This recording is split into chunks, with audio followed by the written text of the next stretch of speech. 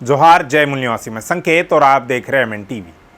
नीति आयोग के दावे के अनुसार देश के 13.5 करोड़ से अधिक लोग अब गरीब नहीं रहे। गरीबी बढ़ने की रफ्तार 47 से घटकर 44 हो गई है।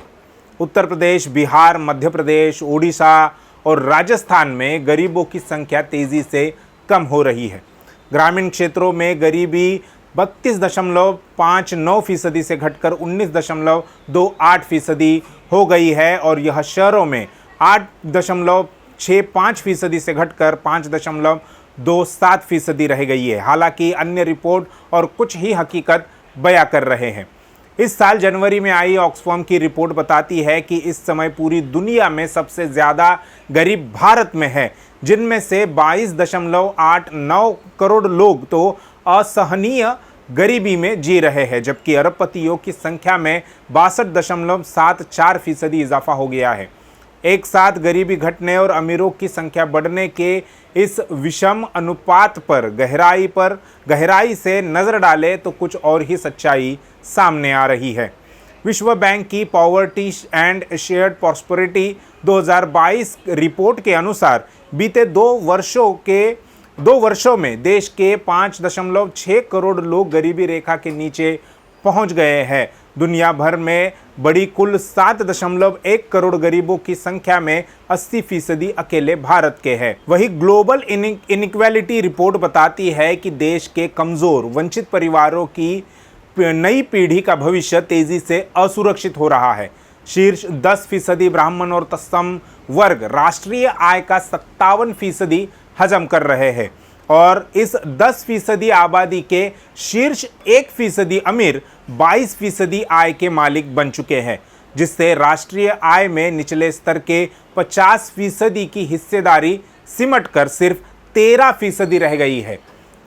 कई ताज़ा अध्ययन इसके साक्ष्य है कि श्रम बल, जमीन, पशुधन, अन्य, दूध, फल, सब्जियों आदि के लिए गांवों पर निर्भर शहरी अनुत्पादक तंत्र, कारपोरेट महाशक्तियों की सहमति और साझेदारी तथा श्रम कानूनों की उदासीनता से व्यवस्थाओं के नाम पर जीवन यापन के मुख्य आधार गांवों के उत्पादक वर्ग को नियंत्रित और संचालित कर रहा है, जिसकी रफ्तार बाजार पोषित आधुनिक विकास प्रबंधन ने और तेज कर दी है, जिसकी कीमत नदियां, दुर्गम पर्वतीय और बीहड़ जंगल क्षेत्र तक चुकाने को विवश है। इन हालात में अभावग्रस्त लोगों की संख्या में बेतहाशा बढ़ोतरी हुई है।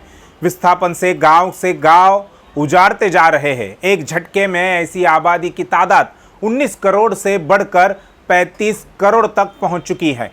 कथित विकास के नाम पर जारी जल जंगल जमीन को लीलती जा रही है। यह विनाश लीला पिछले एक साल में ही आर्थिक अभाव के चलते 5 वर्ष से कम आयु वर्ग के 65% बच्चों को भूख की नींद सुला चुकी है। एक और अपरिमित विकास के दावे है, दूसरी ओर निम्न आय वाले परिवारों के ज़्यादातर बच्चे आज भी स्मार्टफोन, टैबलेट, इंटरनेट जैसी शिक्षा के सुविधाजनक तकनीकी माध्यमों से वंचित है।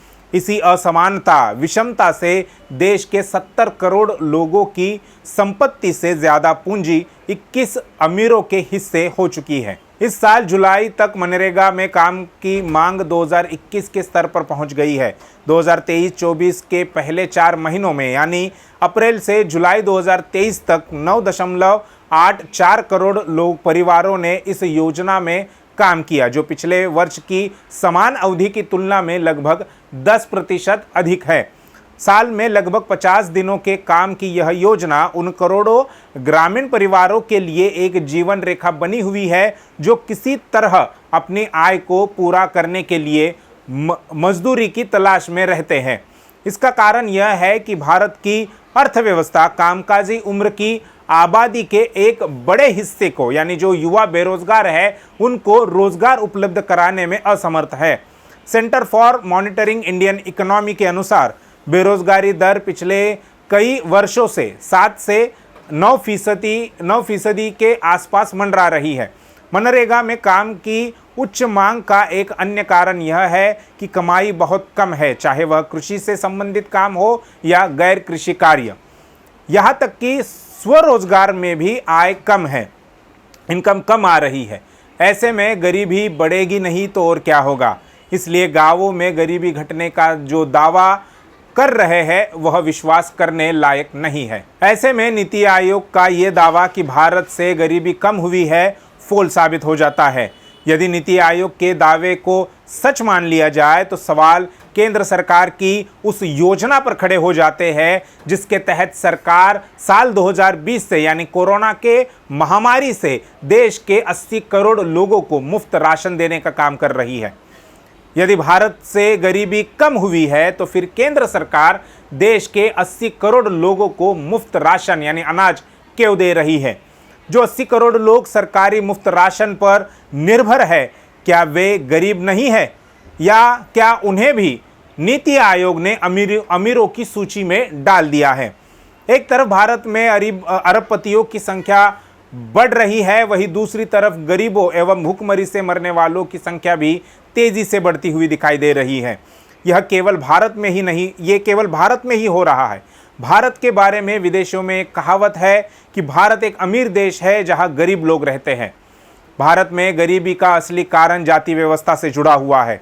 जो लोग जाति व्यवस्था में ऊंचे स्थान पर है या ऊंचे स्थान पर बने हुए हैं, बैठे हुए हैं, वही आज की तारीख में अमीर है, और जो लोग जाति व्यवस्था में निचले पायदान पर ढकेले गए हैं वही आज गरीब है।